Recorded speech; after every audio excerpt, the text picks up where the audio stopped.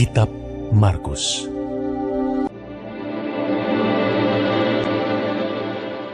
Hari Raya Paskah dan Hari Raya Roti Tidak Beragi akan mulai 2 hari lagi. Imam-imam kepala dan ahli-ahli Taurat mencari jalan untuk menangkap dan membunuh Yesus dengan tipu muslihat, sebab mereka berkata, "Jangan pada waktu perayaan, supaya jangan timbul keributan di antara rakyat." Ketika Yesus berada di Betania di rumah Simon si Kusta dan sedang duduk makan, datanglah seorang perempuan membawa suatu buli-buli pualam berisi minyak narwastu murni yang mahal harganya. Setelah dipecahkannya leher buli-buli itu, dicurahkannya minyak itu ke atas kepala Yesus. Ada orang yang menjadi gusar dan berkata seorang kepada yang lain, "Untuk apa pemborosan minyak narwastu ini? Sebab minyak ini dapat dijual 300 dinar lebih, dan uangnya dapat diberikan kepada orang-orang miskin." Lalu mereka memarahi perempuan itu. Tetapi Yesus berkata, "Biarkanlah dia. Mengapa kamu menyusahkan dia? Ia telah melakukan suatu perbuatan yang baik padaku. Karena orang-orang miskin selalu ada padamu, dan kamu dapat menolong mereka bila mana kamu menghendakinya. Tetapi aku tidak akan selalu bersama-sama kamu. Ia telah melakukan apa yang dapat dilakukannya. Tubuhku telah diminyakinya sebagai persiapan untuk penguburanku. Aku berkata kepadamu, sesungguhnya di mana saja Injil diberitakan di seluruh dunia, apa yang dilakukannya ini akan disebut juga untuk mengingat dia." Lalu pergilah Yudas Iskariot, salah seorang dari ke-12 murid itu, kepada imam-imam kepala dengan maksud untuk menyerahkan Yesus kepada mereka. Mereka sangat gembira waktu mendengarnya, dan mereka berjanji akan memberikan uang kepadanya. Kemudian ia mencari kesempatan yang baik untuk menyerahkan Yesus. Pada hari pertama dari Hari Raya Roti Tidak Beragi, pada waktu orang menyembelih domba Paskah, murid-murid Yesus berkata kepadanya, "Ke tempat mana engkau kehendaki kami pergi untuk mempersiapkan perjamuan Paskah bagimu?" Lalu ia menyuruh 2 orang muridnya dengan pesan, "Pergilah ke kota. Di sana kamu akan bertemu dengan seorang yang membawa kendi berisi air. Ikutilah dia, dan katakanlah kepada pemilik rumah yang dimasukinya, 'Pesan Guru, di manakah ruangan yang disediakan bagiku untuk makan Paskah bersama-sama dengan murid-muridku?' Lalu orang itu akan menunjukkan kamu sebuah ruangan atas yang besar, yang sudah lengkap dan tersedia. Disitulah kamu harus mempersiapkan perjamuan Paskah untuk kita." Maka berangkatlah kedua murid itu, dan setibanya di kota, didapati mereka semua seperti yang dikatakan Yesus kepada mereka. Lalu mereka mempersiapkan Paskah. Setelah hari malam, datanglah Yesus bersama-sama dengan ke-12 murid itu. Ketika mereka duduk di situ dan sedang makan, Yesus berkata, "Aku berkata kepadamu, sesungguhnya seorang di antara kamu akan menyerahkan aku, yaitu dia yang makan dengan aku."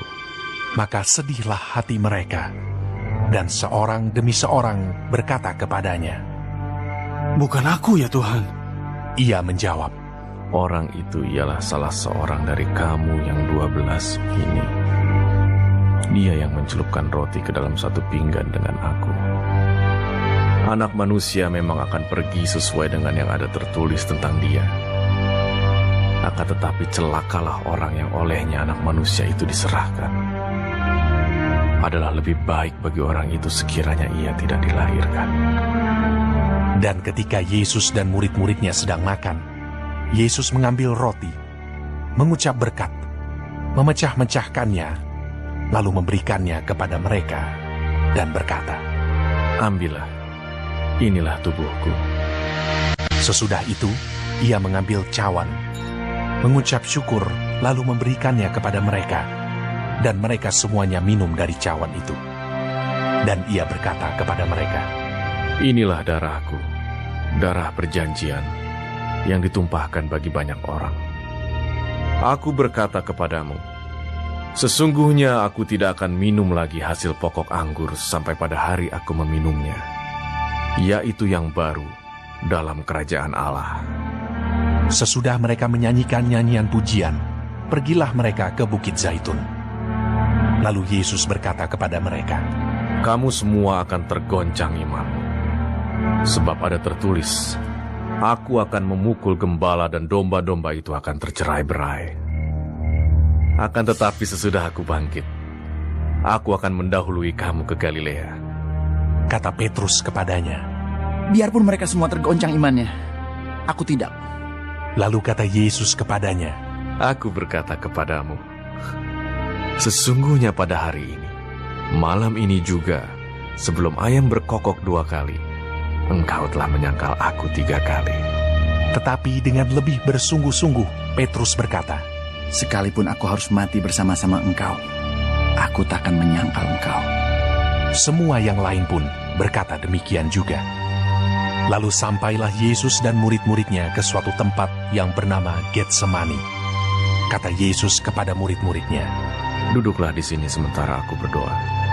dan ia membawa Petrus, Yakobus, dan Yohanes sertanya. Ia sangat takut dan gentar. Lalu katanya kepada mereka, Hatiku sangat sedih, seperti mau mati rasanya. Tinggallah di sini dan berjaga-jagalah. Ia maju sedikit, merebahkan diri ke tanah dan berdoa, supaya sekiranya mungkin saat itu lalu daripadanya. Katanya, Ya Aba, ya Bapa, tidak ada yang mustahil bagimu. Ambillah cawan ini daripadaku. Tetapi janganlah apa yang aku kehendaki, melainkan apa yang engkau kehendaki. setelah itu ia datang kembali dan mendapati ketiganya sedang tidur. Dan ia berkata kepada Petrus, Simon, sedang tidurkah engkau? Tidakkah engkau sanggup berjaga-jaga 1 jam? Berjaga-jagalah dan berdoalah, supaya kamu jangan jatuh ke dalam pencobaan. Roh memang penurut, tetapi daging lemah. Lalu ia pergi lagi dan mengucapkan doa yang itu juga. Dan ketika ia kembali pula, ia mendapati mereka sedang tidur, sebab mata mereka sudah berat, dan mereka tidak tahu jawab apa yang harus mereka berikan kepadanya. Kemudian ia kembali untuk ketiga kalinya, dan berkata kepada mereka, Tidurlah sekarang, dan istirahatlah. Cukuplah. Saatnya sudah tiba. Lihat, Anak Manusia diserahkan ke tangan orang-orang berdosa. Bangunlah, marilah kita pergi. Dia yang menyerahkan aku sudah dekat. Waktu Yesus masih berbicara, muncullah Yudas, salah seorang dari ke-12 murid itu, dan bersama-sama dia serombongan orang yang membawa pedang dan pentung, disuruh oleh imam-imam kepala, ahli-ahli Taurat, dan tua-tua. Orang yang menyerahkan dia telah memberitahukan tanda ini kepada mereka. Orang yang akan kucium, itulah dia. Tangkaplah dia, dan bawalah dia dengan selamat. Dan ketika ia sampai di situ, ia segera maju mendapatkan Yesus dan berkata, Rabi, lalu mencium dia. Maka mereka memegang Yesus dan menangkapnya. Salah seorang dari mereka yang ada di situ menghunus pedangnya, lalu menetakkannya kepada hamba imam besar, sehingga putus telinganya. Kata Yesus kepada mereka, Sangkamu aku ini penyamun, maka kamu datang lengkap dengan pedang dan pentung untuk menangkap aku. Padahal tiap-tiap hari aku ada di tengah-tengah kamu mengajar di bait Allah, dan kamu tidak menangkap aku. Tetapi haruslah digenapi yang tertulis dalam kitab suci. Lalu semua murid itu meninggalkan dia dan melarikan diri. Ada seorang muda yang pada waktu itu hanya memakai sehelai kain lenan untuk menutup badannya mengikuti dia. Mereka hendak menangkapnya, tetapi ia melepaskan kainnya dan lari dengan telanjang. Kemudian Yesus dibawa menghadap imam besar. Lalu semua imam kepala, tua-tua dan ahli Taurat berkumpul di situ. Dan Petrus mengikuti dia dari jauh sampai ke dalam halaman imam besar, dan di sana ia duduk di antara pengawal-pengawal sambil berdiam dekat api. Imam-imam kepala, malah seluruh mahkamah agama mencari kesaksian terhadap Yesus supaya ia dapat dihukum mati, tetapi mereka tidak memperolehnya. Banyak juga orang yang mengucapkan kesaksian palsu terhadap dia, tetapi kesaksian-kesaksian itu tidak sesuai yang satu dengan yang lain. Lalu beberapa orang naik saksi melawan dia dengan tuduhan palsu ini. Kami sudah mendengar orang ini berkata, "Aku akan merubuhkan bait suci buatan tangan manusia ini, dan dalam 3 hari akan kudirikan yang lain, yang bukan buatan tangan manusia." Dalam hal ini pun, kesaksian mereka tidak sesuai yang satu dengan yang lain. Maka imam besar bangkit berdiri di tengah-tengah sidang dan bertanya kepada Yesus, katanya, "Tidakkah engkau memberi jawab atas tuduhan-tuduhan saksi-saksi ini terhadap engkau?" Tetapi ia tetap diam dan tidak menjawab apa-apa. Imam besar itu bertanya kepadanya sekali lagi, katanya, "Apakah engkau Mesias, anak dari yang terpuji?" Jawab Yesus, Akulah dia, dan kamu akan melihat anak manusia duduk di sebelah kanan yang maha kuasa, dan datang di tengah-tengah awan-awan di langit. Maka imam besar itu mengoyakkan pakaiannya dan berkata, "Untuk apa kita perlu saksi lagi? Kamu sudah mendengar hujatnya terhadap Allah. Bagaimana pendapat kamu?" Lalu dengan suara bulat mereka memutuskan bahwa dia harus dihukum mati. Lalu mulailah beberapa orang meludahi dia dan menutupi mukanya dan meninjunya sambil berkata kepadanya, "Hai Nabi, cobalah terka." Malah para pengawal pun memukul dia. Pada waktu itu Petrus masih ada di bawah, di halaman. Lalu datanglah seorang hamba perempuan imam besar, dan ketika perempuan itu melihat Petrus sedang berdiam, ia menatap mukanya dan berkata, "Engkau juga selalu bersama-sama dengan Yesus, orang Nazaret itu." Tetapi ia menyangkalnya dan berkata, Aku tidak tahu dan tidak mengerti apa yang kau maksud. Lalu ia pergi ke serambi muka, dan berkokoklah ayam. Ketika hamba perempuan itu melihat Petrus lagi, berkatalah ia pula kepada orang-orang yang ada di situ, "Orang ini adalah salah seorang dari mereka." Tetapi Petrus menyangkalnya pula. Tidak lama kemudian orang-orang yang ada di situ berkata juga kepada Petrus, "Engkau ini pasti salah seorang dari mereka, apalagi engkau seorang Galilea." Maka mulailah Petrus mengutuk dan bersumpah, Aku tidak kenal orang yang kamu sebut-sebut ini. Dan pada saat itu berkokoklah ayam untuk kedua kalinya. Maka teringatlah Petrus bahwa Yesus telah berkata kepadanya, Sebelum ayam berkokok 2 kali, engkau telah menyangkal aku 3 kali. Lalu menangislah ia terseduh-seduh.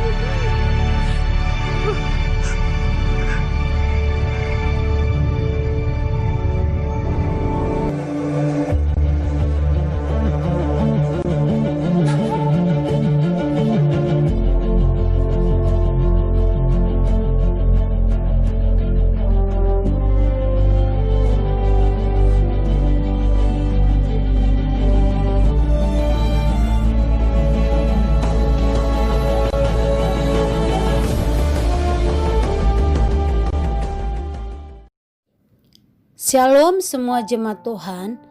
Sekarang kita sudah memasuki kitab Markus 14. Tuhan Yesus memberkati. Di dalam ayat 1 sampai 11.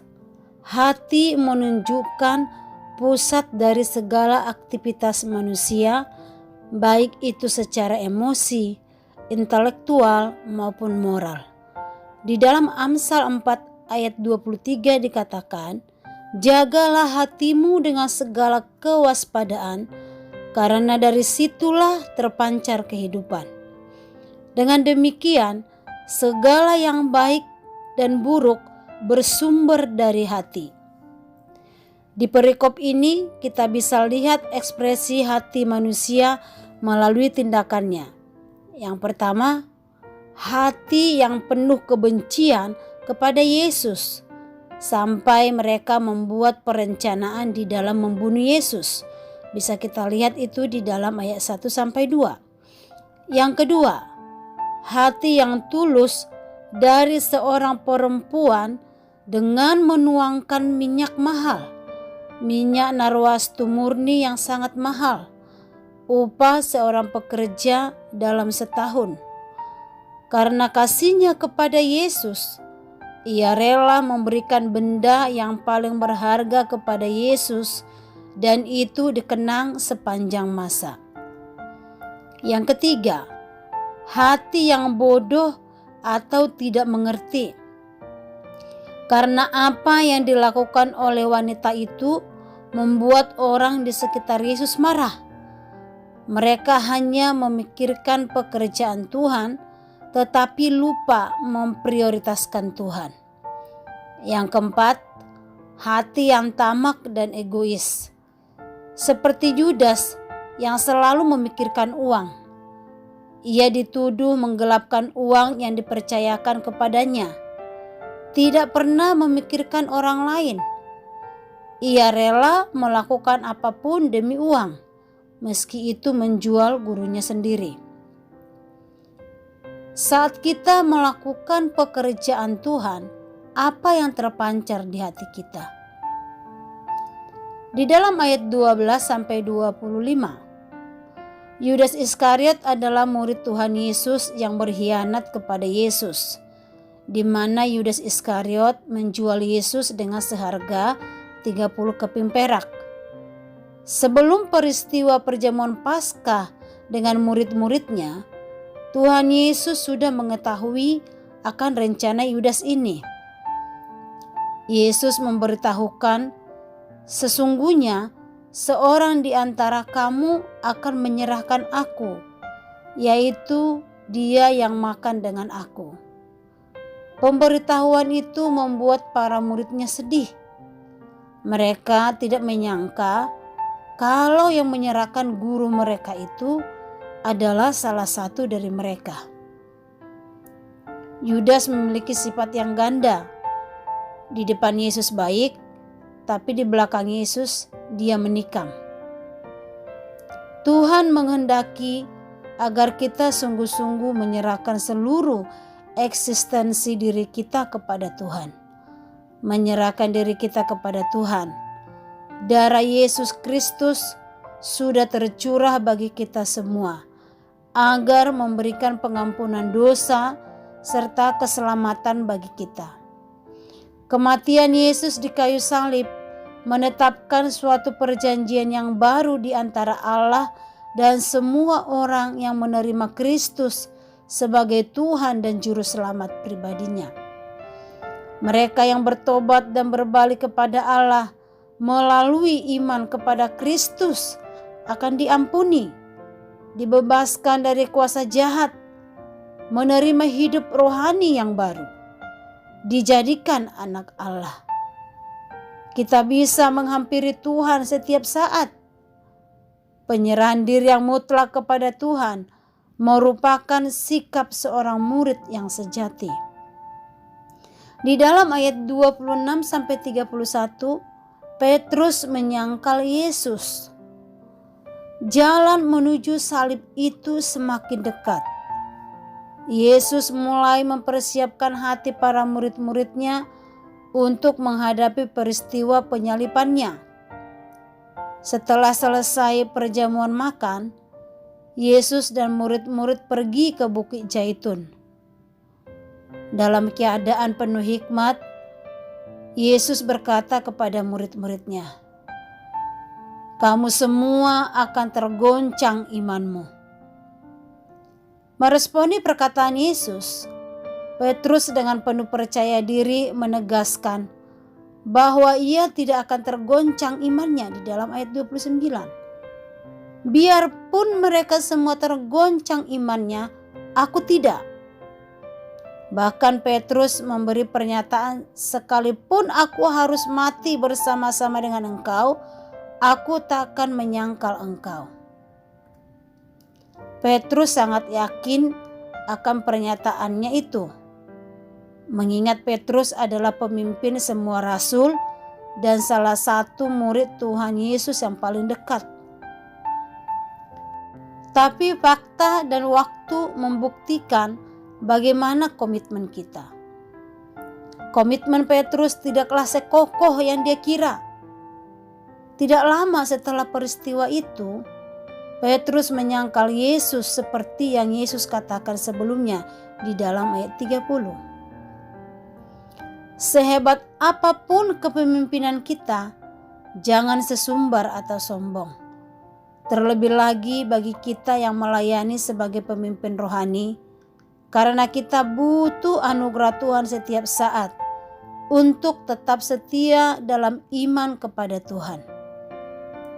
Di dalam ayat 32 sampai 42 di Taman Getsemani, tindakan Yesus ini adalah contoh dari apa yang harus kita lakukan sebagai orang percaya, yaitu ketika mengalami pergumulan, penderitaan, kesusahan, kekhawatiran, ketakutan, kegentaran, atau kesedihan yang besar, hampirilah Tuhan melalui doa.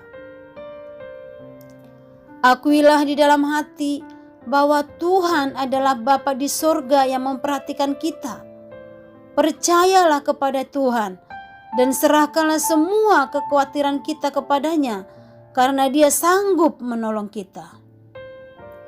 Pesan Yesus untuk berjaga-jaga dan berdoa juga ditujukan kepada kita orang yang percaya kepada Yesus. Petrus dan murid-murid yang lain lalai untuk berjaga-jaga dan berdoa.